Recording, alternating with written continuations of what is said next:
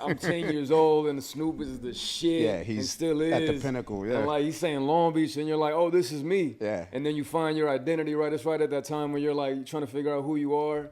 And then immediately I'm fucking dressing like every gangster, every cholo, every whatever. And my mom hates this shit. And, you know, I had to like fight for this and I couldn't listen to fucking like I fell in love with Wu-Tang early in my life. And then like all this hip hop and my parents hated this shit. But yeah, like I fell into that and that's what I loved. But like you couldn't be artsy, you couldn't be artistic in this world. Right. And I was always a nice dude, man. I was always so kind.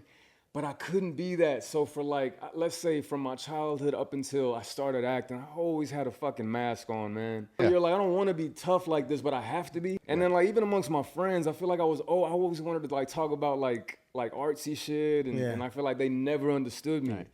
And then like acting started and I'm like, oh, these people want to talk about their feelings? Want to talk about like, this shit is how that shit make you feel, dog? I'm like, I can never ask my hood friends that, like, yo, what'd you feel when you saw, but like an actor, an artist, bro, they'll talk forever about it. Yeah. Look, the reason I'm good at shit is because I feel like I can look at something and like, I can one, picture how a person would feel doing that and why they would do that. And also I can picture how it should look.